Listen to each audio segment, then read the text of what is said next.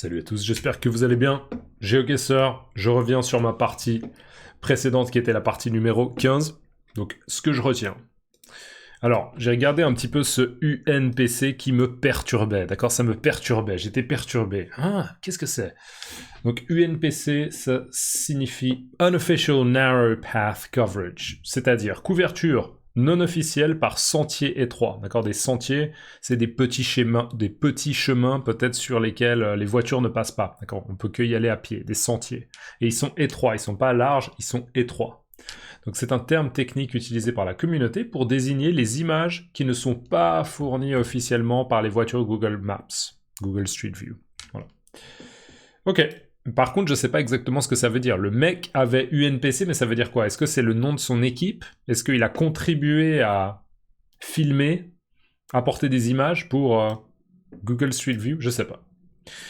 NMPZ, c'est ce que j'avais en tête. En fait, ça, c'est le niveau un peu ultime, très très difficile. Ça veut dire no move, no pan, no zoom, sans déplacement, sans rotation, sans zoom. Ok, donc ouais.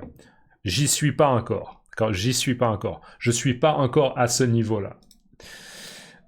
Comment a-t-elle trouvé Davao City, Longzod, Ndabao aux Philippines? J'ai pas compris. Je pense que c'était une fille, je suis pas sûr, parce que je sais jamais vraiment si je joue contre une fille ou un garçon. Mais respect, c'est impressionnant. Et pourtant, j'ai l'impression que c'était une fille, donc on va dire elle. J'ai l'impression qu'elle était espagnole, donc est-ce qu'elle serait espagnole avec des origines philippines? Et elle disait « Ah, je connais !» Donc c'était un petit peu un terrain connu, mais c'était très très surprenant de pouvoir vraiment localiser aussi vite une petite ville comme ça. Enfin, c'est peut-être pas une petite ville, mais c'est pas la ville numéro 1 des Philippines, c'est pas Manille, quoi. Voilà.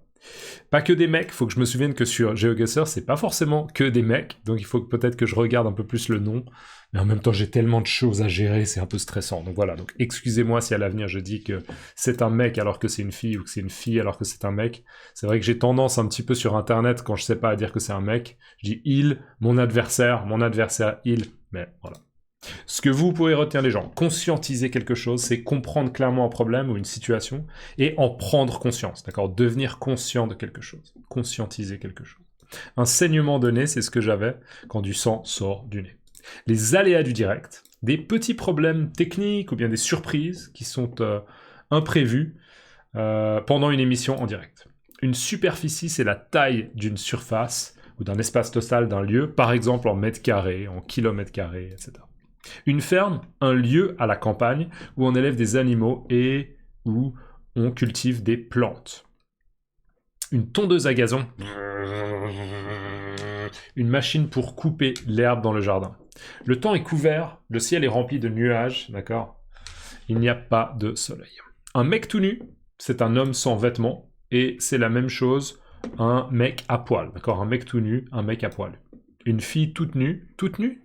Non, une fille tout nue. Je crois qu'on dit une fille tout nue. Ouais, on dit pas toute nue. On dit tout nu, toute nue. Ah, je vais vérifier dans la prochaine vidéo, j'ai un doute. Mais une fille à poil. Une fille à poil, ça c'est un peu invariable, mais je crois qu'on dirait une fille toute nue. Mais je suis pas sûr, je vais vérifier. Oui, ça me paraît logique. Je vous dirai dans la prochaine vidéo. On se fait chier, on s'ennuie beaucoup. Se faire avoir comme un débutant, se faire tromper ou bien se faire piéger facilement par manque d'expérience. Atomiser quelqu'un, battre quelqu'un très facilement, gagner avec une grande marge, avec une grande différence. En banlieue, dans une zone près d'une grande ville, mais pas dans le centre, d'accord? La banlieue de Paris, la banlieue de Londres. Un handicap, dans le monde du jeu, des avantages donnés à un joueur pour équilibrer le niveau. D'accord? On retire par exemple une pièce aux échecs à quelqu'un parce que cette personne est très forte. Donc il faut qu'elle ait un désavantage pour que ça équilibre le jeu. Du coup, donc, conséquence de quelque chose. Aujourd'hui, le temps est couvert, donc on va pas aller à la plage. D'accord? Aujourd'hui, le temps est couvert, du coup, on va pas aller à la plage. Ça revient même. Trêve de vocabulaire, on enchaîne. C'est parti. Allez. Et là, on m'a dit qu'il y a d'autres cartes. Il semblerait que la carte monde, là... D'ailleurs, j'espère que vous appréciez mon nouveau bonnet. Je viens de m'acheter un bonnet sur GeoGuessr. Regardez, j'ai moins d'argent qu'avant. Je viens de m'acheter un bonnet. Je trouve qu'il est assez cool. Dites-moi dans les commentaires si vous aimez mon bonnet. Maintenant, laissez-moi un commentaire. Dites-moi ce que vous pensez de mon bonnet. Il y a des gens qui disent qu'il y a des cartes ici d'une e-community. En même temps, je dois faire quoi? Je dois descendre tout en bas. Paraguay. Paraguay. Difficile. Costa Rica, Namibie. Waouh, waouh, c'est incroyable, c'est incroyable. Bref, je sais pas, il faut que j'investigue, mais il semblerait qu'il y ait d'autres cartes qui sont intéressantes et qui me placent un peu partout dans le monde. Allez, on va continuer. C'est parti, on continue dans le monde, normal, comme d'habitude. Là, je vois une Renault. Première indication, je vois une Renault. Est-ce qu'on est en France? Est-ce que cette femme a l'air française? Bonjour madame, est-ce que vous êtes française? Alors, intéressant, regardez, elle porte, autour du cou, elle a comme une petite, comment on dit ça?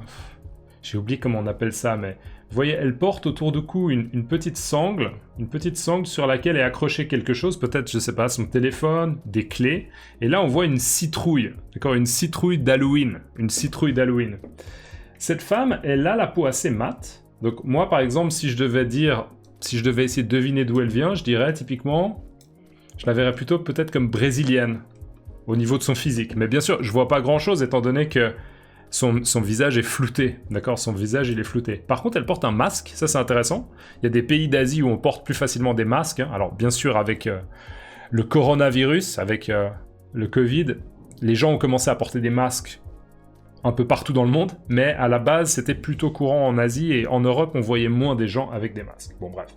Beaucoup d'observations pour pas grand-chose. Ça, c'est pas une Citroën. Je crois que ça, c'est une Citroën, une voiture Citroën. Ah, Elf. Renault Elf. Ah non, c'est peut-être une Renault. Elf. J'ai quand même l'impression qu'on est en France. Il y a pas mal d'indices. Ça, je crois que c'est une voiture Citroën ou bien Renault également. Donc, bref, pour l'instant, on n'a pas grand-chose. Mais j'ai quand même l'impression, l'intuition qu'on est en France. Zoomons un peu sur ces bennes à ordures. D'accord? Ordures ménagères. Je vais essayer de zoomer un tout petit peu. Est-ce que je peux zoomer?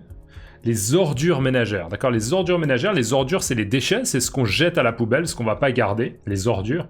Et ménagères, ça veut dire qu'elles viennent de notre ménage, elles viennent de notre maison, elles viennent de l'endroit où on vit, d'accord? Par exemple, vous, peut-être, dans votre ménage, il y a 3 personnes, ou bien 4 personnes, d'accord? C'est-à-dire dans votre maison, l'endroit où vous habitez, un ménage, les ordures ménagères. Donc on est clairement en France pour moi, il y a vraiment pas de doute. Je verrais pas ça en Belgique. Je verrais pas ça au Québec, je verrais pas ça au Luxembourg, mais il faut que je fasse attention. La dépêche.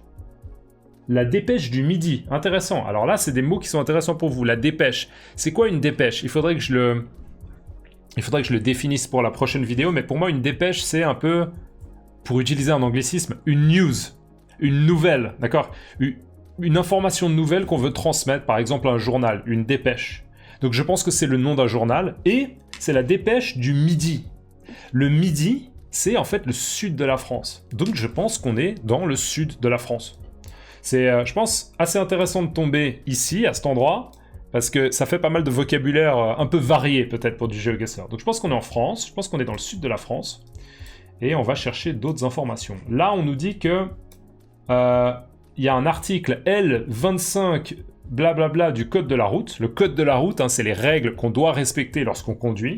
Et vous voyez que vous n'avez pas le droit de stationner ici, d'accord? Vous ne pouvez pas venir avec votre voiture et stationner ici. Parce que il y a une remorque, d'accord? Une voiture avec une remorque qui va venir retirer votre véhicule. Et probablement qu'après, vous allez devoir payer beaucoup d'argent pour récupérer votre véhicule. Bon, le midi de la France, le sud de la France, c'est bien beau, mais c'est une grande région. Ah, Montauban. Je crois que je connais quelqu'un de Montauban, là. Mon fils, il va à une crèche, et je crois qu'il y a une fille de Montauban. On va essayer de trouver Montauban. Donc, ici, voilà, là on a la France, et Montauban, c'est juste pour voir si vous êtes attentif, hein, c'était juste pour tester. Je vais essayer de vous tester une fois de temps en temps. Vérifiez que vous vous endormez pas devant votre écran. Alors, Montauban. Je sais jamais où c'est Montauban. Montauban! Ouais! Montauban. Alors, moi, je pense qu'on est à Montauban. Ça me paraît assez logique. Ou en tout cas, on n'est pas loin. Mais on va essayer de trouver d'autres informations. Donc là, on a une voiture Ambulance Saint-Jean, Montauban. Saint-Jean, est-ce que ce serait un quartier de Montauban, peut-être? Bon, en même temps, si c'est une ambulance, elle circule, hein, parce que elle va aller chercher des personnes qui sont en difficulté, qui ont un problème de santé urgent, qui nécessite une intervention urgente, et elle va circuler. Membre d'Antea Group. Ok. Un van utilitaire. Ah! Résidence, la Constellation. La Constellation. Est-ce que c'est une résidence pour personnes âgées? Peut-être. Résidence, la Constellation. Vous me dites hein, si vous voyez la Constellation. En même temps, vous pouvez pas me dire, bien sûr, parce que... Voilà. Comme vous savez, c'est en différé. Ce n'est pas en direct. Dame Jeanne, Ernst... Bon. Ambulance Saint-Jean. Donc, ambulance Saint-Jean, là, on a les locaux. D'accord? Les locaux. 1 local, 2 locaux, 3 locaux, 4 locaux. Attention, ça ne veut pas dire des fous, hein, si vous êtes hispanophone. Non, un local et des locaux, c'est des endroits où il y a quelque chose. Par exemple, on a un local pour faire de la musique avec mes amis. D'accord? Jouer de la batterie, par exemple. Jouer de la batterie. D'accord? Un local pour faire de la musique. Ou bien, il y a des locaux de libre. Vous cherchez des locaux? Là-bas, il y a plusieurs locaux de libre. Vous devez payer un peu d'argent et vous pouvez utiliser l'espace. D'accord? Des locaux. Là, intéressant, ça... c'est probablement l'église de Montauban qui est là-bas. Et vous voyez que l'église, elle est à l'ouest de là où on a commencé. Bon, je commence doucement à m'ennuyer. Est-ce que je vois une église ou une cathédrale ou quelque chose? Montauban, Montauban. Ça n'a pas l'air d'être très très grand, Montauban, en fait. Donc...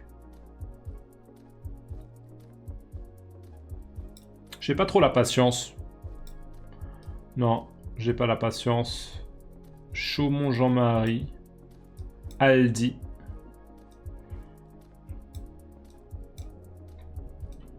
Bon, moi je dirais que l'église, elle doit probablement être dans le centre. Et du coup, nous, si l'église, on la voit à l'ouest, ok? Si l'église, on la voit à... wow, désolé. Je me suis complètement perdu. Ouais, si l'église, on la voit à l'ouest, ça veut dire qu'on est à l'est du centre. Et donc, on est ici. Allez, on va se mettre là. On était juste à 1,4 km. J'étais en fait un peu trop dans le centre. J'étais plus en périphérie. Voilà, on était par là. Ok, Montauban. Je vais essayer de mémoriser où c'est Montauban. Est-ce que je peux me trouver un repère? Ça, c'est un bon mot, un repère. Un repère, c'est une information un peu facile à mémoriser. Donc, on a la ville de Toulouse, qui est une ville plus grande. Voilà, donc c'est en fait au nord de Toulouse. Ok, et même je peux peut-être retenir un peu cet axe. Andorre, Toulouse, Montauban.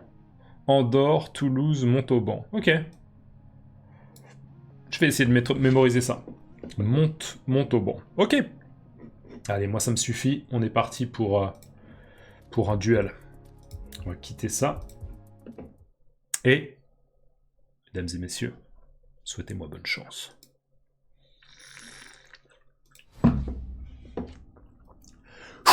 Allez! Les régions les plus fortes pour moi actuellement sont Ukraine, Japon, Monténégro. Je crois qu'au Monténégro, j'ai fait en effet un bon coup. J'avais vu Podgorica en graphe.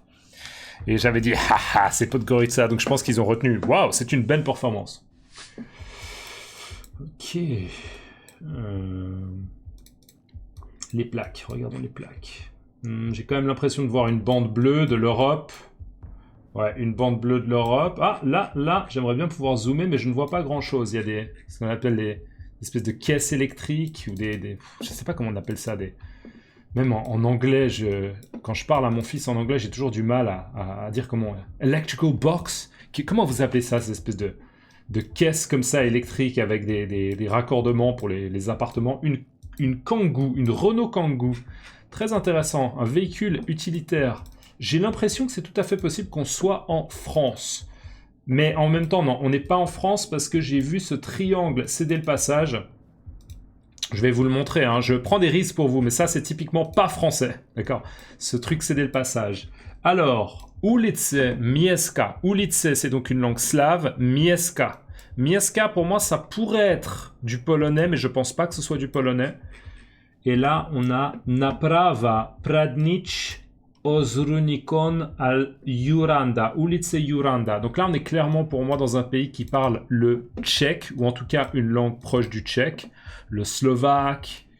Et avec ces numéros-là, je pencherais plutôt pour la Slovaquie. Mais le mec, ou la fille, me met sous pression. Donc je vais mettre la Slovaquie quelque part, et je sais pas du tout où me mettre. Allez, on va se mettre à Nitra. Aucune idée. Ah, on était en Pologne. Je suis déçu de moi. Je suis très très déçu de moi. C'est une mauvaise performance. Je suis pas du tout content là. Ouh, ça c'est la France, ça. Ça c'est la France. Ça c'est la France. Je vais le mettre sous pression. Je vais le mettre au bol en France.